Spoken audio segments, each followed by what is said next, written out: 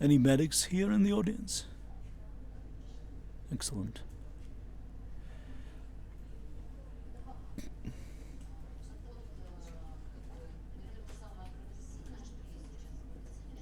So the most progressive new thing in medicine is that out of our entire panel, we only have 3 doctors. We would only have doctors on the panel in the past because it was like a system of castes and clubs. But now, with the fast pace of technology, now we have bioengineers and geneticists and chemists and physicists, mathematicians. Shall we begin?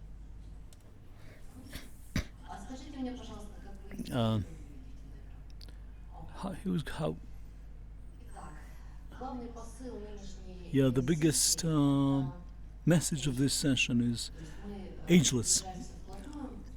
We entering a new era when calendar age will be just one line, your date of birth. But now there are tools that can measure your actual age using various genetic tools, and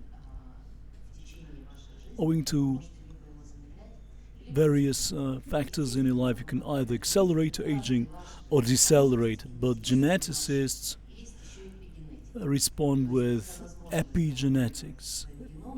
You can collaborate with your genomes using external signals that either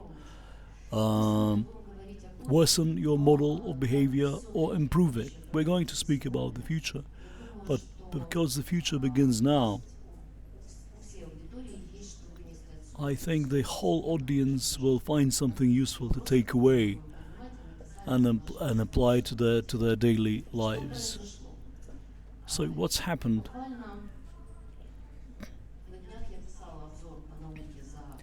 The other day I was writing a review of new science, and I thought to myself, we will soon stop really going, wow, now the DNA has been fully sequenced. Now what remains to be done is those last genes to figure out what they are responsible for. And the first person to reach 150 years of age is most probably already born, but it's, well, for ethical reasons. Some claim we are 8 billion, but then again, there's criticism that may not be an accurate number. And with every decade, the average life expectancy has grown by 2 years. Now in Hong Kong, in Monaco, the number of people reaching very old age keeps increasing. Recently there was a record run by a lady who was 100 years old, and I don't care whether she set any record time or not. It's just that she simply made it is a big achievement. We often underestimate important things in life. Is sense of security, it's our diet. All these things are our priorities today. Not reaching beauty, but a healthy lifespan, how to live longer while staying healthy. Science, is a little over-demonized, vaccinations and antibiotics. Indeed, they are our highest stake if we want to live longer lives. And in those nuances, there's this big care for the whole world. And intensive care, emergency care. But sometimes I walk into my clinic and I see the future, because I have Uh, a patient who had his um, thrombosis taken care of in time and he lives. We can certainly criticize our health system. There are things to be changed, but there are many things that save lives. Like, and if somebody gets timely CPR, so they live, they don't die. This is a simple slide which I like. If somebody doesn't know it, Nadiia Kryzhanovska, I'm a cardiologist and I conduct research in lifespan and as a cardiologist, as a heart uh, doctor, and this is a most promising. If glycolyzed hemoglobin is decreased, this measures your glucose level over 3 months. If you get your uh, lipids normalized and systolic blood pressure, so the frequency of heart failure is reduced by 75%. To have a healthy blood pressure and lipid balance and this is. I'm now handing over to Natalia Samoylenko. My dear friends, Natalia Samoylenko. I'm a nutritionist. How do I flip my slides? And I'm going to be talking to you about food in the context of Forever Young.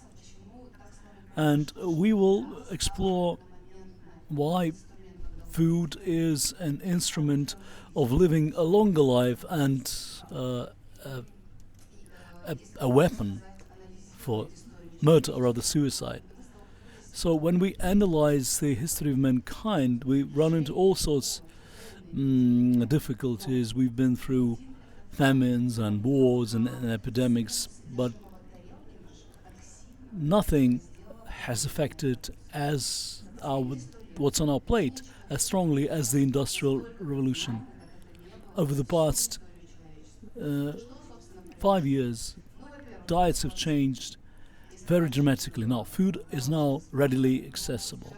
Now, throughout human history, people had to fight to eat, and now it's only a phone call away. If you want a pizza, 15 minutes and it'll be there. Food is no longer local or seasonal. Our great-grandmothers would not have imagined a piece of mango or pineapple on their plate in the dead of winter. It's like flying to Mars for us. Those things may not be very significant, but it's the whole processed foods, how processed meats shorten your lifespan. Now, refined products, sugar and flour, or trans fats that could hardly even be referred to as food. And our bodies were never created to meet this new reality. And our bodies must be shocked by what is going on. And we have run into an epidemic that a large number of humans suffer. 1 in 5 people are either obese or morbidly obese. Now, this is a human privilege. Animals do not suffer from being overweight, but all these problems are conducive to disease, cancer, diabetes, strokes, and heart failures. And this is not extending our lifespan, certainly. And according to science, 11 million lives are lost annually because people are not eating healthy. In a recent study published by OneSet, a leading medical journal, showing that our bad dietary preferences are worse than nicotine. But at least when you buy a pack, you get the health warning that it's actually harmful. But we are not likely to see the same written on a pack of potato chips or a spread or something. But food is bound to continue transforming. There are companies that are quite successful already. Now they've learned to create artificial meat for vegans, and technology people are trying to introduce us to plankton and worms and food printed on a 3D printer and robotized kitchens. This is a great video about our near future when you won't have to eat out or cook at home. All you will need is this nice robot.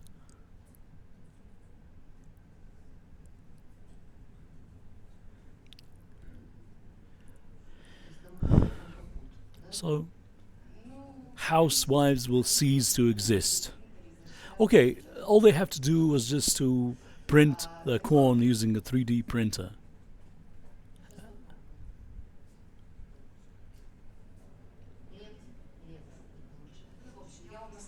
Okay, I'm just going to describe this video. It's a great video, how robots cook Chinese food, Italian food, other types of food.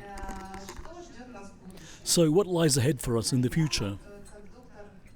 As a medical doctor, as a nutritionist, I'm convinced that we are entering an era of personal diets. That's one that is genetically customized for you.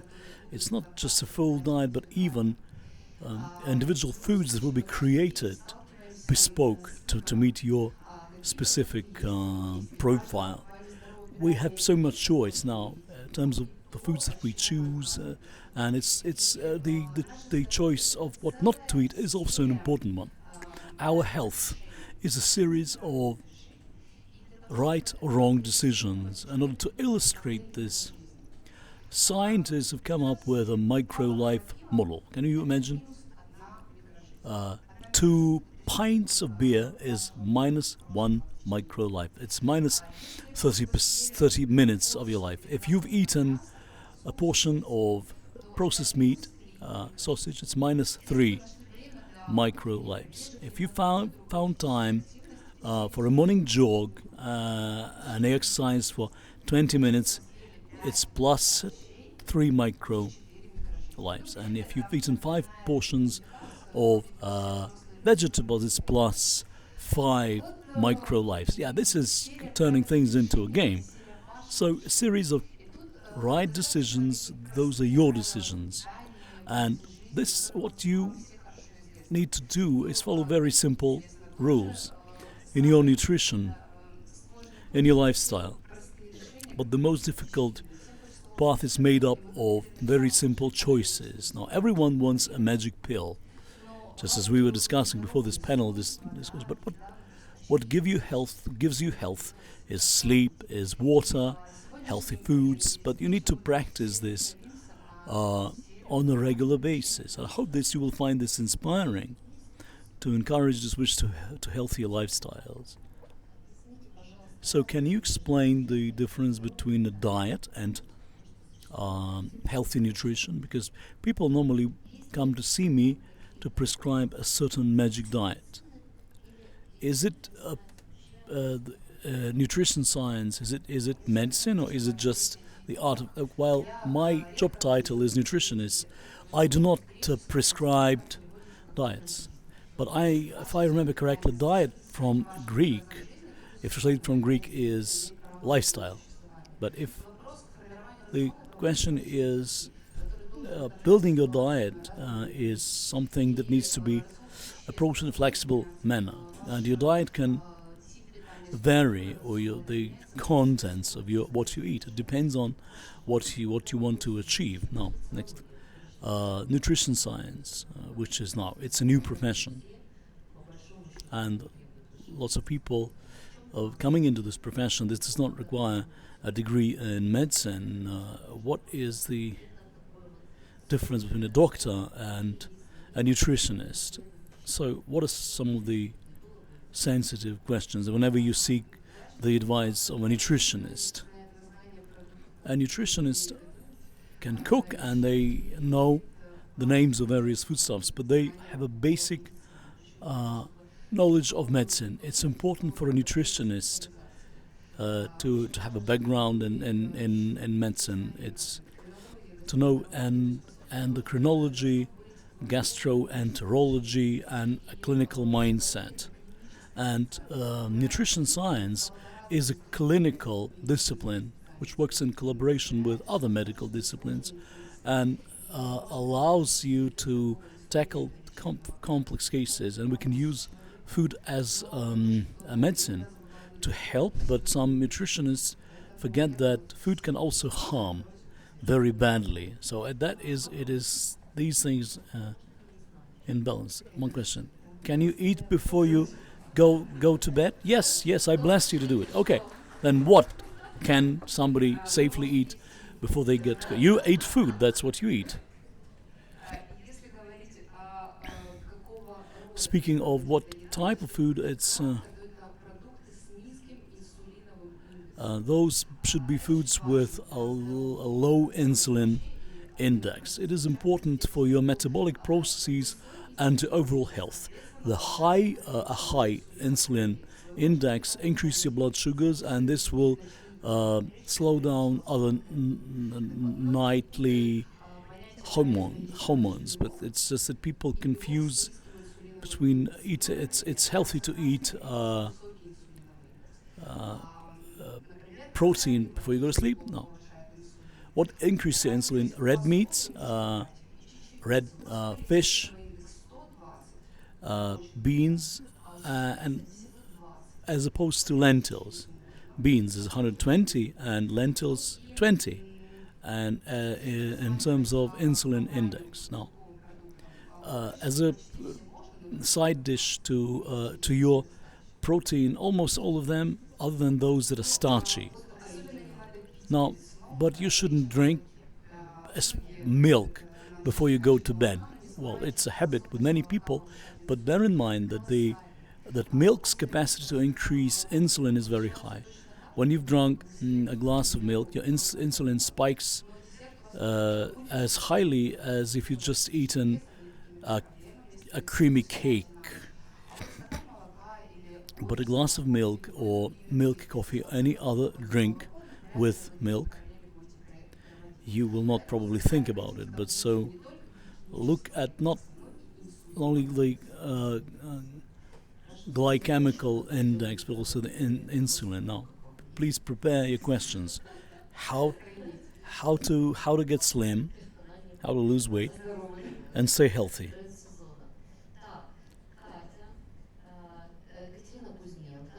Katerina Kuzmenko, co-founder of Smartass, a professional in the fitness industry.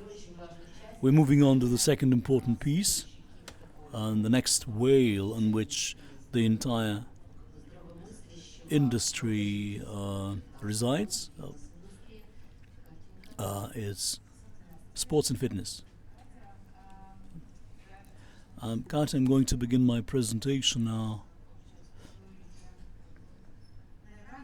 Now I need to figure out how to work it. It's myself and my partners, the co-founders of Smartass. I'm not going to name every one of them. They're all great people. What is Smartass? What sets us apart from other gyms?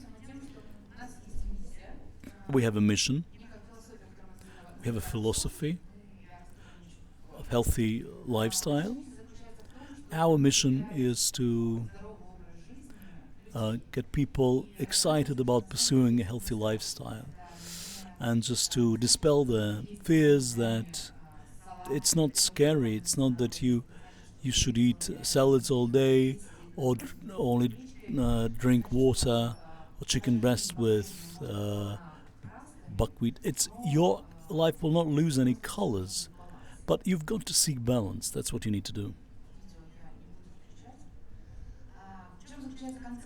So what is the concept of gym is that when we speak about that partying and sports can live together well.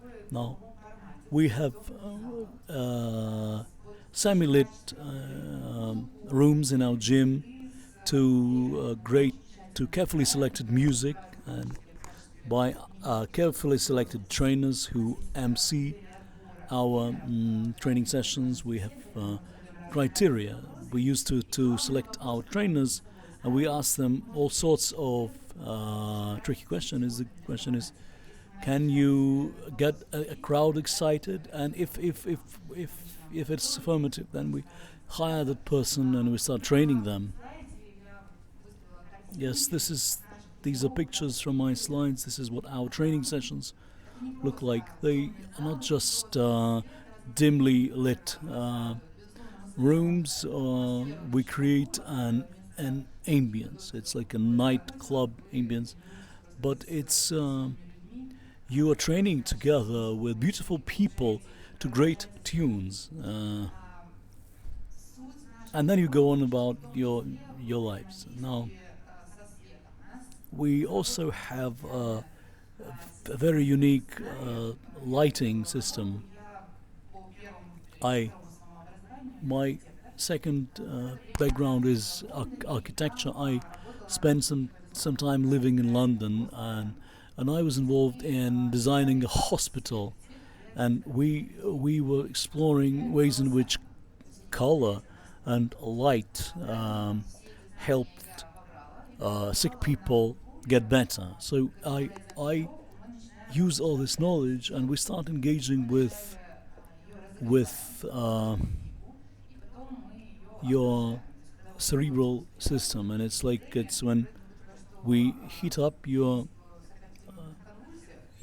nerves, and then you get very productive, and then you relax. And our job is not to kill you. Our job is to energize you to last throughout the day. This is sometimes we turn on a dynamic scenario for 20 minutes, and it gives signals to your brain that it is like it's as if it was facing a danger to put out its best performance. Our concept of Smartass lifestyle, that we need to look for healthy lifestyle. People use the term, okay, let's practice healthy lifestyle. Then you see immediately the picture of you sitting in front of a big bowl of salad, and it's not fun. It's not cool. We know they can be different, but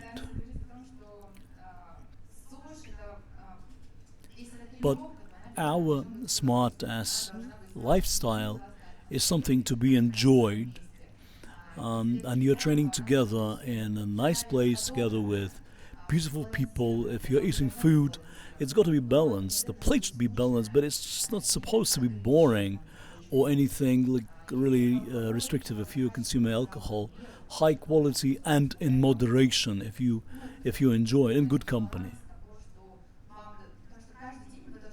Every day you've got to bear in mind that you're here to enjoy life. I'm proudly convinced that my job is to be happy as a human and to do things that make me happy. If sports in my routine, I should find a way of enjoying it. Same applies to food. The same applies to entertainment. It's my concept. I want to talk to you about health. There's health in this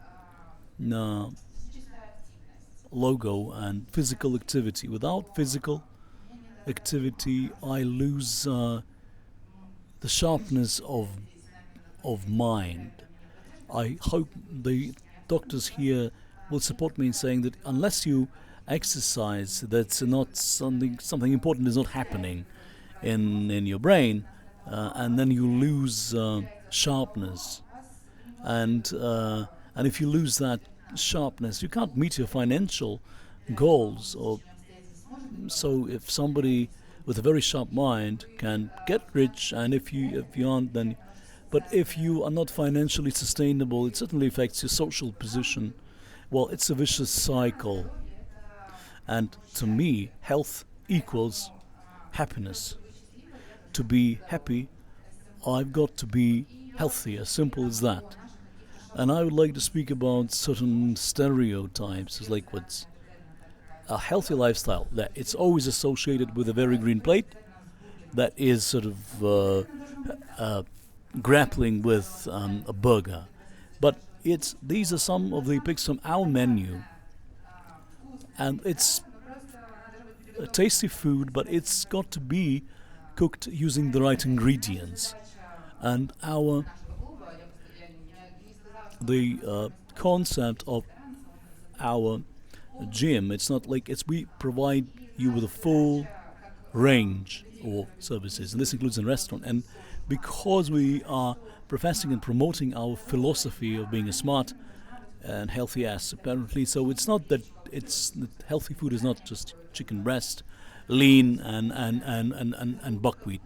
Not not it's a balanced plate that makes you happy. The same applies to exercising. So I have lots of friends who eat chicken breast and all those protein bars, and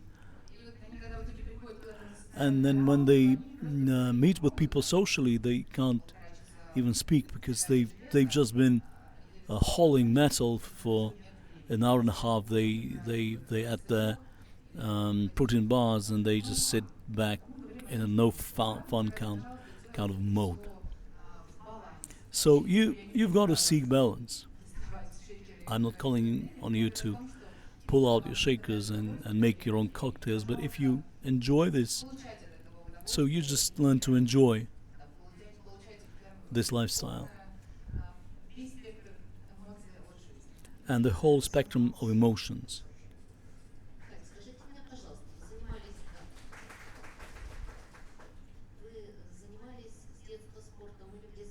So,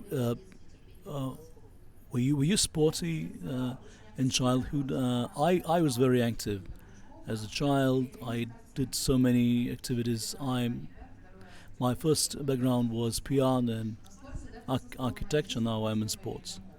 But sport has always been part of my life, and I would like to thank my parents for teaching me at a very young age that motion is life. Now there's this trend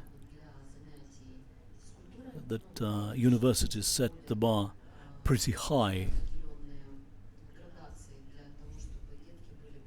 and even for children to, when they enter those schools, it's been proven that there is a big link that an athlete in the past was somebody dumb, and it was the only reason to keep them is just because they're good at sports. But now recent science has shown that there is a big link between IQ and sports. What it's really matters to me. To my second question is, okay, I live in a remote village. I don't have access to Smartass. Can I use the services of Instagram coaches, or just practice physical activity sporadically? Yes, you can do it, and you should do it. Smartass is during the first and second lockdowns. We also dabbled in this. We managed to survive the pandemic because we had gone online. Now there are lots of courses and great assets available online, which we should certainly use. And just to go back to the first question, just what you regarding the link with IQ, based on the types of trainers that we pick. And I was a gym member, and I felt that those trainers, they were not the cream of society. So when we started creating our own team, I realized we were hiring people who were not simply good trainers who can teach you how to lift weights, but they are highly intellectually developed, and they could, while helping you train, they could discuss something really, some intelligent subjects, and they are intelligent people. Okay, we pump up our biceps to get smarter, or to just as Katya mentioned. So there are those biochemical, this brain derived neurotrophic factor, that is the substance that is released and responds to muscles being strained. And the only way to obtain more of it is through physical exercise. And this is what determines the speed of creation of new neuron links, which improves your memory and each. But and when I miss my training session, yes, I lose the sharpness. Denis, Johnson and Johnson. What are your associations that come to mind when you hear the name? Yes, I remember my first kid was. I had him when I was a student. I had this very small scholarship, and I was buying Johnson Baby, and I thought that was the best I could give to my child. And let me start by asking questions. I know that you're responsible for health at Johnson and Johnson. Johnson and Johnson, while we associated with those commodities, is a big pharma corporation which conducts fundamental research that creates chemical drugs. Can you talk to us about what you do there? There's a lot to unpack. Yes, I will try to answer them one by one. Historically, in the post-Soviet world, historically the brand is perceived through the prism of our commodities, Johnson's Baby, and those other categories. But it's you mentioned quite correctly, Johnson and Johnson's is a major global pharma, a company that does a lot of fundamental research in cardiology and oncology, and investing very substantial sums, and we are known as a big pharma company, except for the post-Soviet Union region, as we all remember those children's stories about children's shampoo, Johnson's Baby, and it's good because it's very hard to separate a healthy lifestyle and longevity and taking care of yourself. It's like when you take care of yourself, it's mostly something rooted in culture, and it's important to teach this mindset, how to take care of yourself from a very young age. But I would like to digress into another topic now. It's good to be the fourth speaker. To speak now, there's a lot to address, and what so we've been talking about health. What health is? We remember, so like our parents and the things like a broken leg or something like this. But the definition given by the WHO is very simple. Health, or being healthy, is the state of full physical, mental, and social well-being. Three components to it. When we speak about health, we mostly focus on not feeling any pain, but it's not only physical pain, but it's also your social and mental well-being. Let's go back to September 2021, and never has our health been as open as now. Now our health is not just information that we possess, because now security at the gate of a supermarket, when you walk in, they measure your body temperature, and they know this fact about you. It was never so open now. The big difference, something we've seen develop over the past 18 months now. Now, COVID is something that has been discussed so extensively, but healthy lifestyles have never been such a big concern. We've never cared about the air that we're breathing and the food that we're eating. COVID has really brought this into sharp relief, and throughout human history, this is a healthy lifestyle has never been so important. And another factor of the past 4 or 5 years is data processing, big data. This was not possible until recently, and like the sequencing of the human genome that 4 or 5 years ago, it was impossible. But now it is realistic. We've learned to process very large blocks of data using cloud technologies. So this focus on health, the ability to process large amounts of data and openness, and the time will show this data is no longer owned by us. They are in the public domain, those data items, and health is no longer a private matter. That's why we are talking about salads, about lighting, encouraging the generation of endorphins. This is all very true. I would like to just throw this in, just because we shouldn't narrow this conversation down to pharmaceuticals. Yes, I have a lot to share about this, because we are a large company. We invest in the developing drugs and also in other products that help humans practice a healthy lifestyle. There are many trends, many countries. There is a certain amount of unification. Going back to Ukraine, Ukrainians have a deficit or care for themselves, of attention to practicing a healthy lifestyle.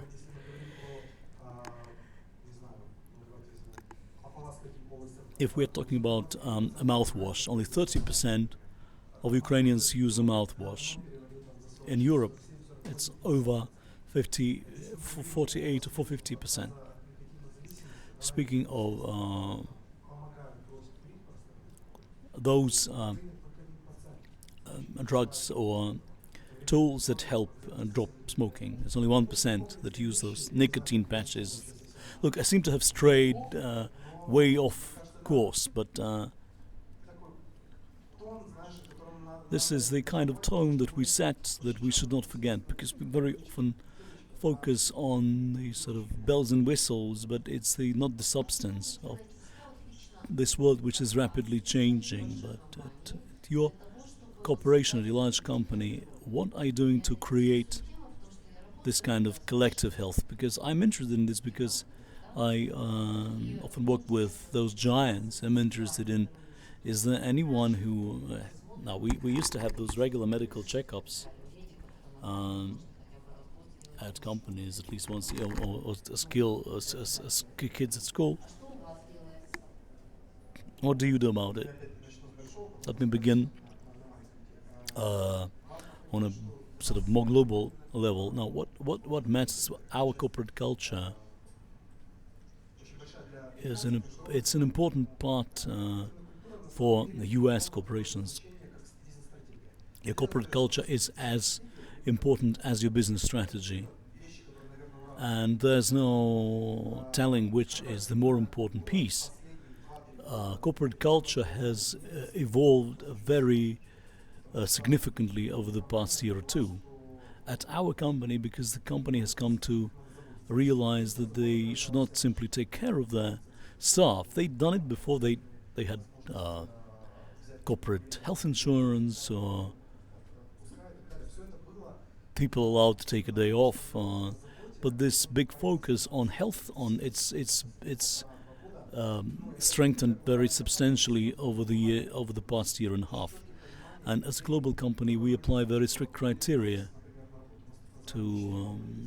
We have the so-called 4 waves, and some of the countries are in the second waves, third wave, or zero wave. And it's for an office to reach a certain stage, they need to meet certain metrics. Now, number of people vaccinated in your country, number of new cases, all these KPIs have been sort of systematized. They are not picked out of thin air.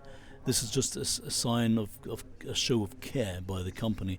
And while this is like a general model, we customize it each time for each country. But in terms of anything made part of strategy that would like require that everyone undergo a medical checkup once a year, and one more question from the viewpoint of trade unions of anything, if any cases of serious disease. When we speak about any kind of checkups, I go back to my first statement that health ceased to be a private matter. Now, we are now straying into private data, and this is very sensitive, and which data you are willing to share. And then it's been very widely researched, and you know that several diagnoses are coded. They are not given on their medical history because, and then patients have the right to withhold that information. And then there's a certain code that all medical institutions can read. They know how long they should stay at home. Now, citizens have the right to privacy. This is an ongoing discussion on the guidelines for a market, for a country to reach a certain stage is the number of staff vaccinated in be it Ukraine or Kazakhstan, and we ran into the issue that yes, we do not have the right to demand that an employee disclose that information, because this is a private matter. Now, any regular checkups, no, we don't have the right to coerce our staff into undergoing a medical checkup or impose any strict dress code restrictions, because then again we are straying into private territory. But that said, we still feel that we should take good care of our personnel. We have a lot of fitness and gym memberships, and we are encouraging staff to pursue a healthy lifestyle. Roman, can you measure health? You're a mathematician, aren't you? I promised you a question about digital immortality. Can you? No, I can say anything today. So I can begin by saying compliments. I will answer a question. Let me step back, and I would like to express my appreciation to Smartass. Minus 10 kilos in 10 months. I'll explain why. Why it's a compliment. I believe that health is an asset. And I'm profoundly convinced that health is an asset.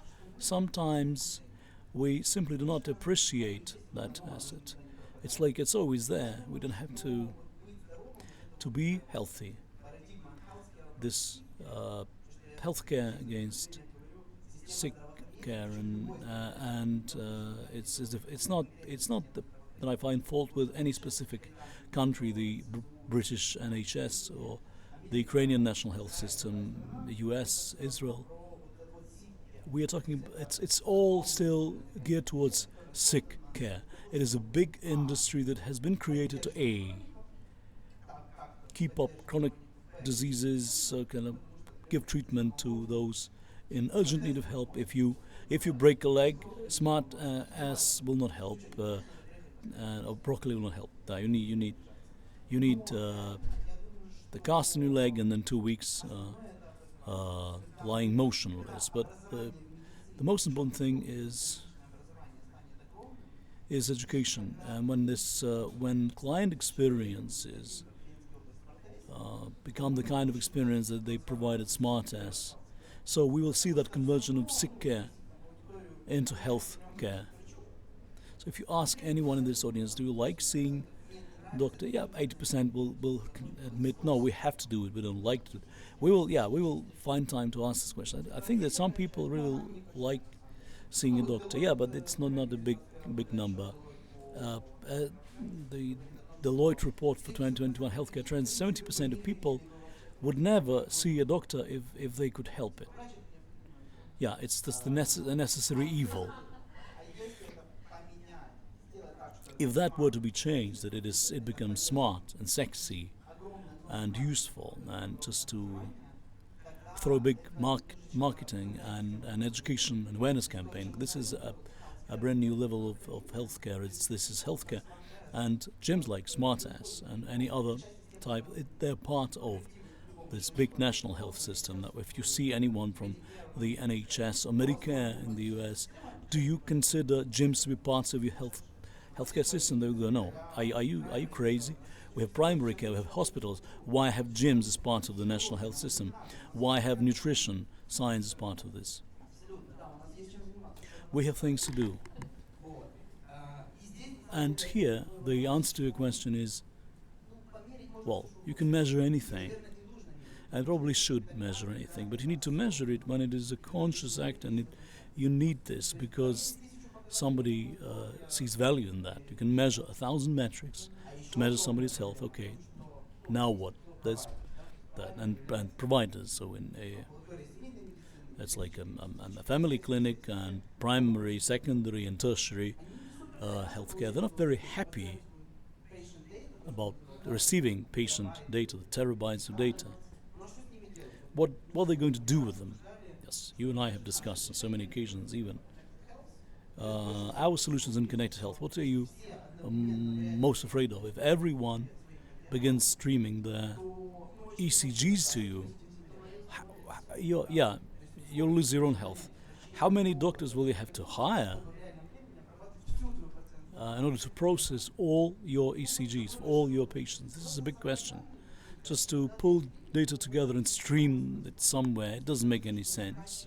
I think that the customer of those measurements should be the national health system, and it should go beyond the current infrastructure of hospital chains, and then you can measure some of those through the Smartass gym, some in your water consumption and quality of sleep, and then aggregate this using AI, because you will not expect a human doctor to summarize that in Excel, but then you derive an index, or your biological age, or an index or your burnout index, or how healthy you are, scored from 0 to 100. When we've measured this in a comprehensive manner, and you end up with one measure, then everyone understands what to do about it, and each specialist can disaggregate this composite index into what is important for them, that you can physical performance. Doctors can look at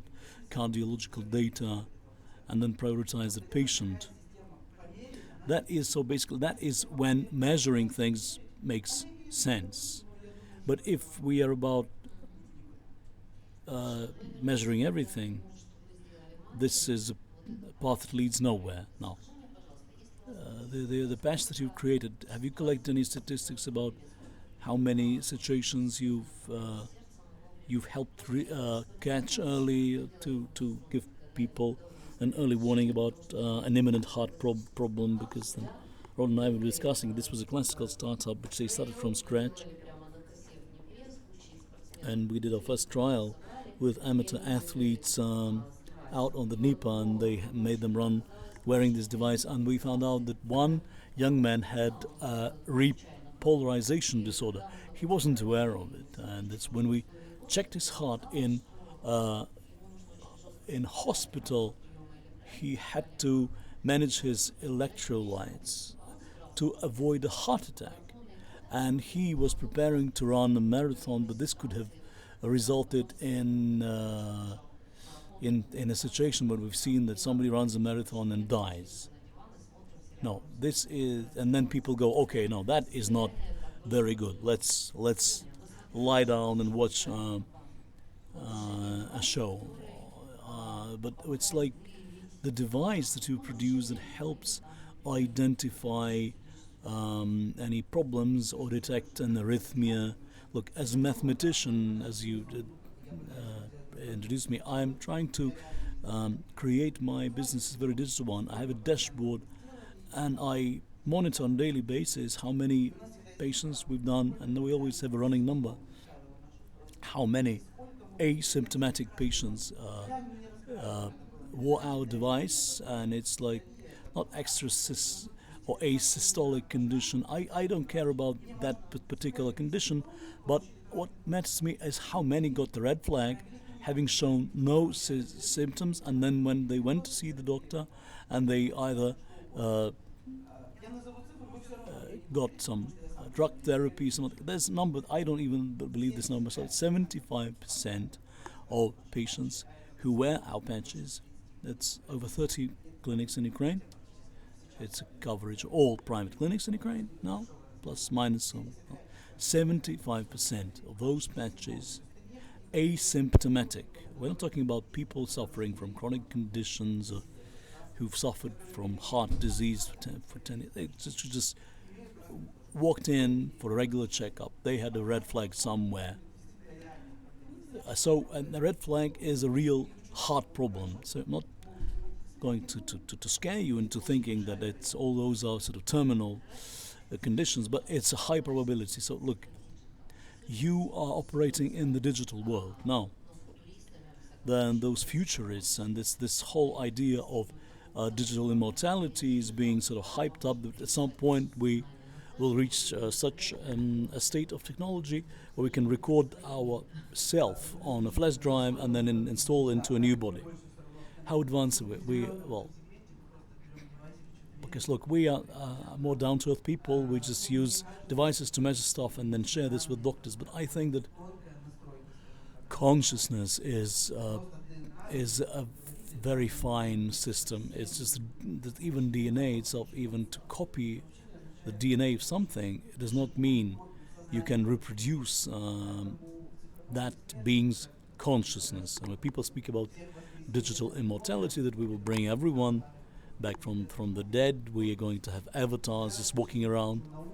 So scientifically speaking, it's probably something that belongs to the realm of sci-fi rather than any tangible research that sort of, okay, if that is not happening in the foreseeable future, we need to take care of what Mother Nature has given us, yes, your body. And the ideally is when our health span coincides with a lifespan, and this is more on a sort of a philosophical note. This is a dream to live a long life and die on the same day with a partner, and that's something. But I think that your health is your asset, and according to our very limited research, because we've launched a number of products, including hardware products, and those investments failed, and we thought, look, we have this great instrument. You can measure your ECG and find out early about a heart disorder and then take timely action. But people, somehow, health is not value. They think health is an expendable. So it's investing in health sounds out of place to many people. So I think that we shouldn't expect a big upheaval here anytime soon. Is it because we're lazy or because we're dauntless? No, it's because if punishment were to come tomorrow or yesterday, this could kick us into action. But if it comes in 5 years' time, so look. Well, is it a local trend? Well, I think it's worse in the US than in Ukraine. But there's a Nielsen study that the top 5 concerns. So on average, the average citizen now recently it's the war has been one of the top ones, and now it's sort of going down. There is this income insecurity or job insecurity, number 2, 3 in Ukraine. But what we are now discussing, this health, it's like 5th or 6th or 7th, but in the UK or in the European Union, it's consistently held 2nd or 3rd place. So it's just, unfortunately, this is our trend here in our Slavic region in Ukraine. We do not treat health as an asset. So we need to raise awareness. We need a platform to increase awareness about these issues. And I think that the education sector, until education seeks sort of cross-functional links with health tech and all this big, going back to Smartass client experiences. My own experience as a client is sort of perfect for me, and it solves all my problems. Yeah, if you just walk into a gym in Tokmak or in the village, it's not is client experience as good there, but yet the health system does not really. If you walk into a hospital, it does not use the term client experience. We get you treated. End of story. Okay, ladies and gentlemen, any questions to our speakers? I think maybe you have your own ideas. Maybe they are disruptive. Can I ask a disruptive question?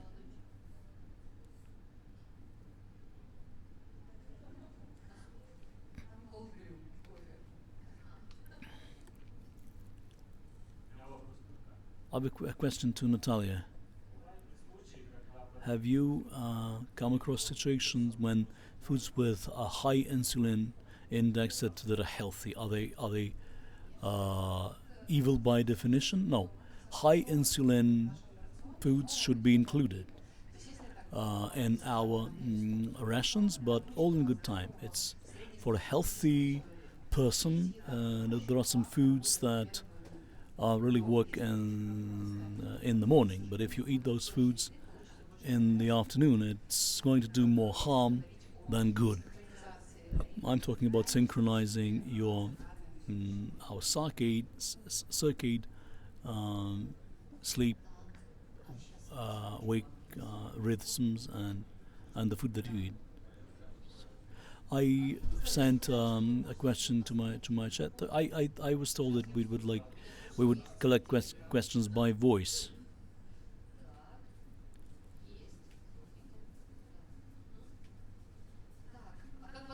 What's your name? Okay, Igor Vitruk.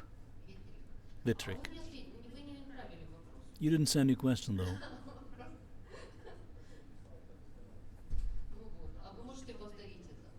Can you repeat your question? No. Let's go back to the 90s. You sent me a picture. No, I don't see any picture in my chat.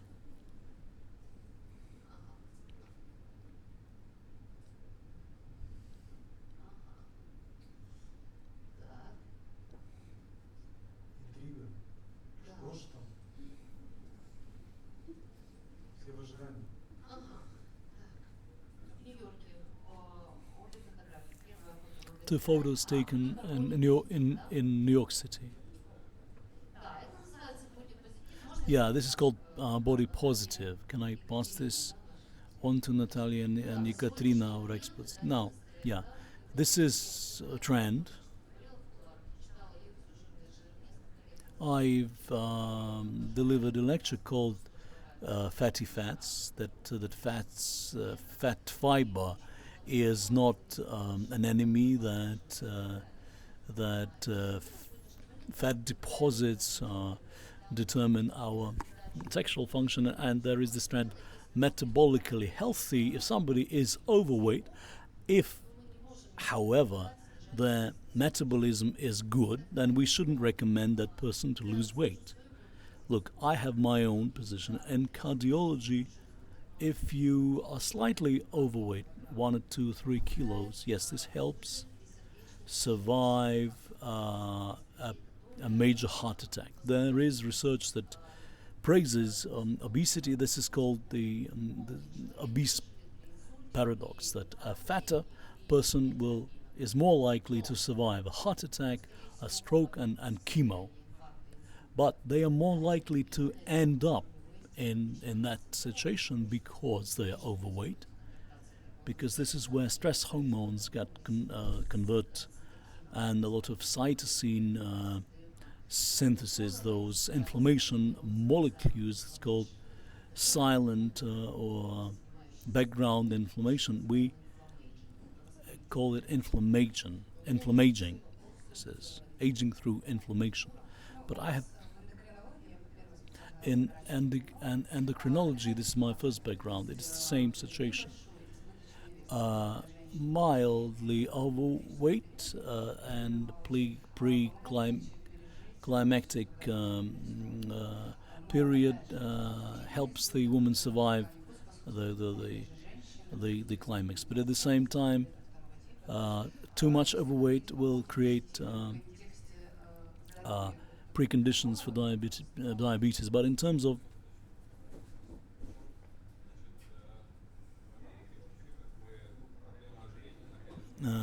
obesity is a bigger concern in the US. In Texas, in the southern states, people are so obese they can't walk on their own. They have those special wheelchairs that they remotely. So what we call obesity is not obese in Texas, but places like LA, they're very sort of health conscious, and I've seen a shop on Fifth Avenue in New York City, and showing women, well, quite chubby. Well, normally they show very lean, very slim people, athletic body shapes, and Victoria's Secret's models. But is it a new trend? Because I hadn't seen something like this before. Is this a new trend that is going to reach Ukraine soon, or is it purely American?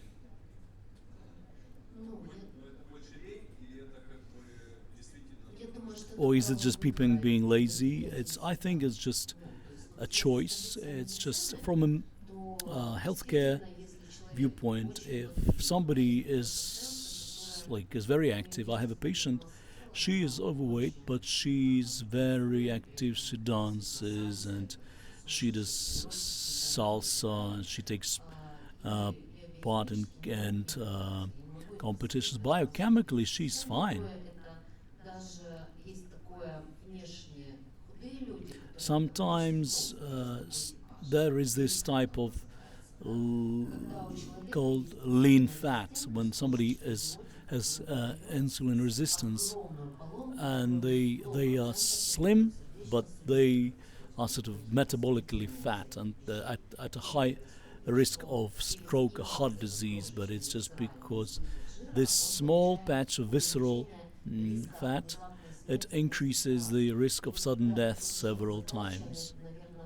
And this is the job of the doctor. We are all potential patient. If I can see somebody, if I have a question, just to explain the difference between body positive, and there are lots of models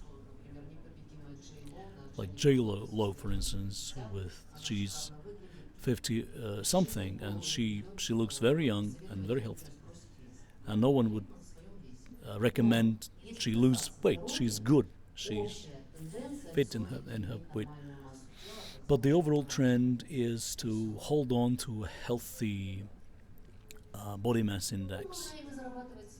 Yeah, but she uses those parts to make a living. In a way, this helps her stay healthy. But when we speak about a lifespan, it's not your weight. It's your waistline. It's the visceral fat. But if there is visceral fat, it's causing a lot of harm to your metabolism, and you should not measure your body mass as such, but have this men, and this also increases the risk of heart failure and waistline. The waistline should not exceed 92, 94. Women 80, 82. Regardless of age, that I would like to add something to this particular trend. There are those maybe people taking things to extreme, but this is the right approach. We always have this one image etched into our brain, which does not apply. I'm not only talking about women who are trying to get slim, sometimes torturing themselves which may not be natural. At some point, I wanted to have a weight of 40 kilos, and it was not. But that was the mold, which I didn't fit. And I come across men who want to be very strongly pumped up. Why do it? You can achieve it and stay very dry for some time, but that is not a sustainable diet, not a sustainable lifestyle.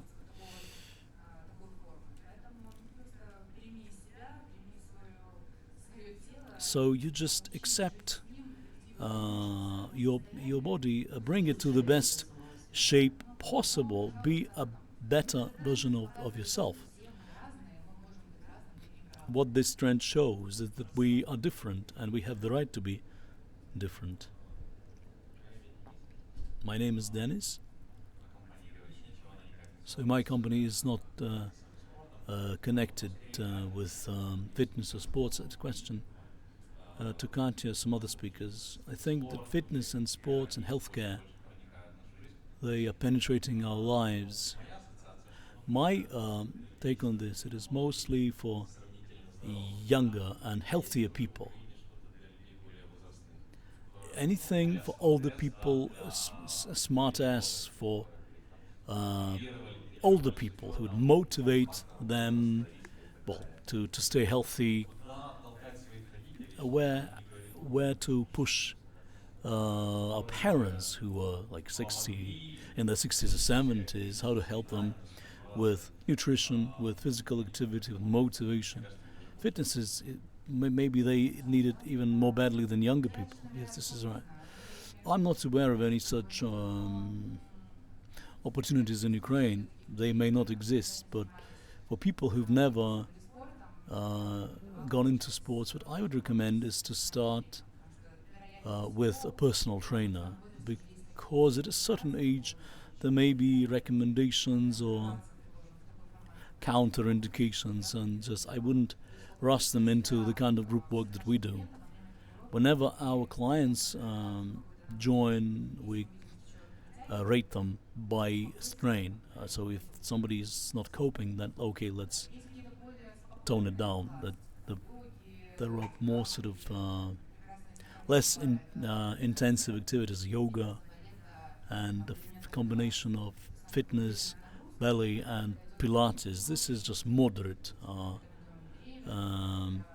intensity. It's good for people convalescing after an injury or pregnant women. Yeah, this is something.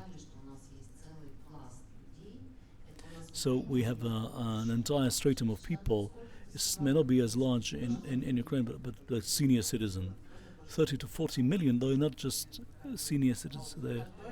That's we because the cardio rehab is not. It's when you've survived 2 strokes and you've got to pull yourself back together. But this is a story about the task is not to practice sports or go into fitness. It is about adopting a new lifestyle. It's a new lifestyle for people in their 60s or 70s, and it's a different behavioral model, a different world outlook. It's a very different client experience, but it's all about that. It's not about medicine. It's not about a specific sport. Yeah, what I can share my experiences about dealing with older people. At our clinic, we work with younger and older people, mainly middle-aged people. But the oldest person that I've seen was a person who was 82, and they wanted to lose 5, and they achieved it, and then another 5. So,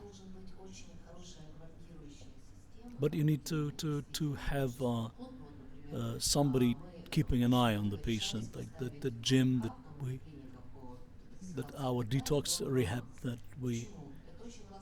It's a good technique to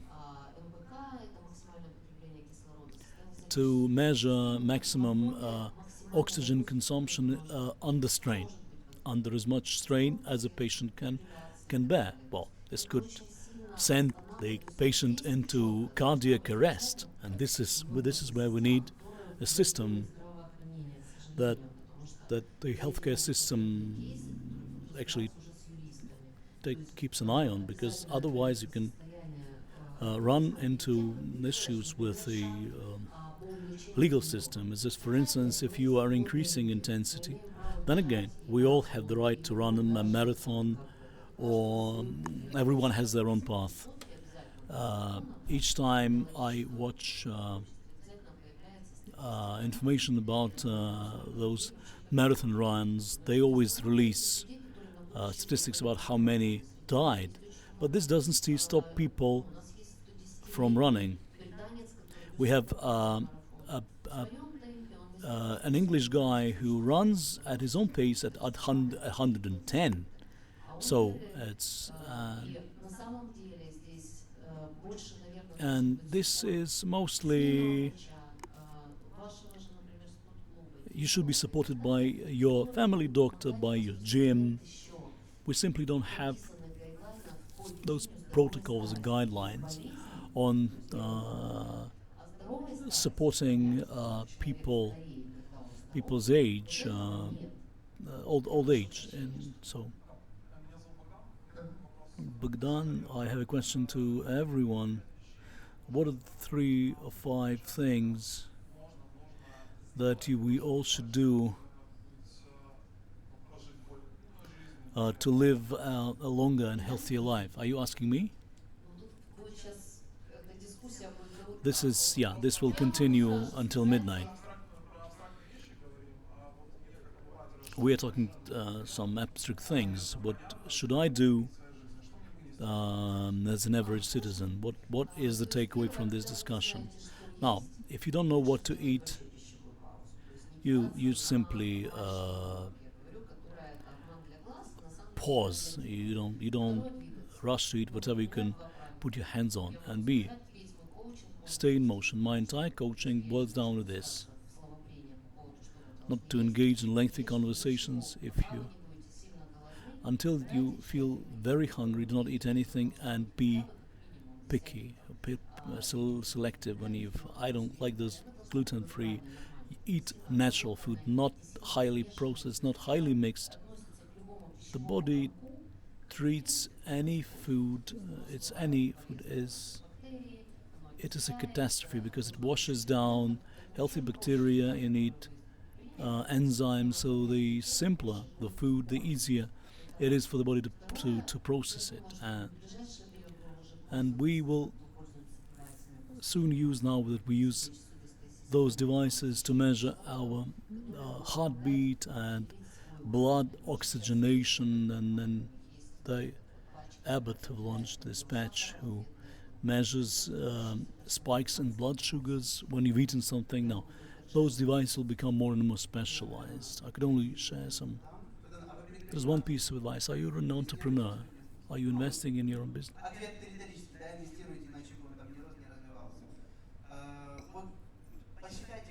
You just calculate what percent of your total income goes as an investment into your own health. And I'll think about your health as an investment. Is it an asset for you? What percentage of your entire revenue you've invested in your own health?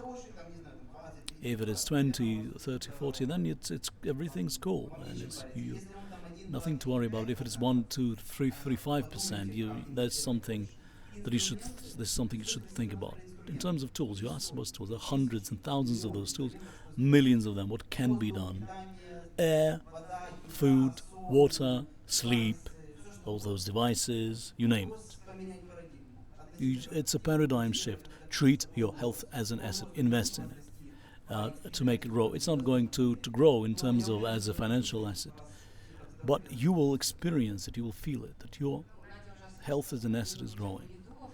Nadiia has already spoken about food, and I quite agree. When you've taken a pause, and when you sit down to eat, you need to eat 2 or 3 times a day. If an adult person does not need to eat often, now we need a breakfast, lunch,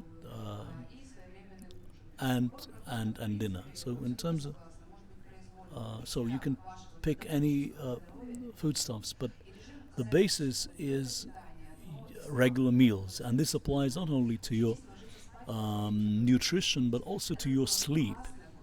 Go back to bed at the same time each night. You should sleep for at least 6 to 8 hours in a cool, dark room.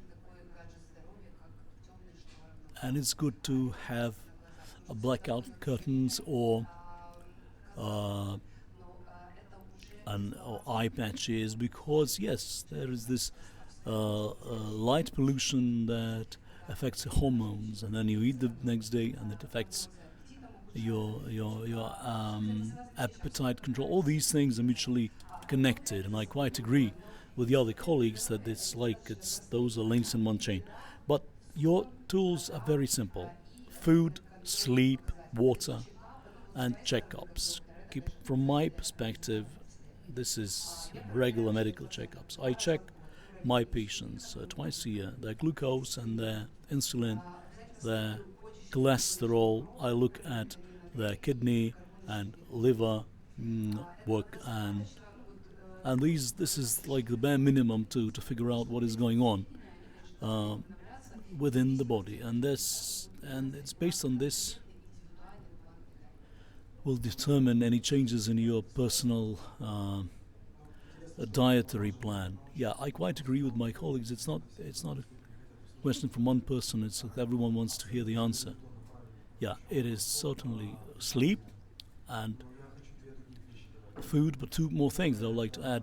One is digital hygiene. This is a big problem. This is something that is only going to exacerbate. We can hardly even imagine the scale it is going to reach now. We are now competing with Facebook because many people are in front of their screens as we speak now. Digital hygiene. Find time during the day to put your gadget down. Even if you need to think, if you need to read or write something on paper, and one more request: find time for your children. It is important because amid all this bad word, that this whole story, we completely forget about them, and they sort of grow on their own. They are taught by the tablet computers. Give your kids normal values. Spend 2-3 hours with them. This is all important. It's the country that you want to teach them to respect. It is the country that we are building. My 3 pillars: nutrition, sleep, and activity. And read the book Kaizen. It's a very small book, and it tells you how to, step by step, without criticizing yourself, to achieve a healthy lifestyle. Yes, we will trip and fall and come back up, and it gives very useful practical tools on how to eventually reach the wonderful world of healthy lifestyle. Now we have one question left. We have no, I'm Sofia, I'm 19. The question to Denis, but I'll appreciate each of you answering it.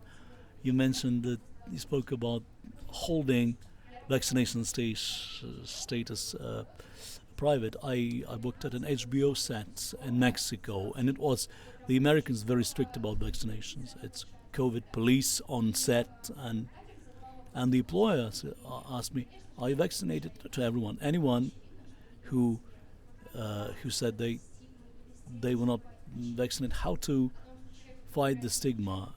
If somebody does not wish to answer the question, it is everyone understood that they were not vaccinated. No, we're not talking about a new era of segregation. It's not by race, not by color, but by vaccination status.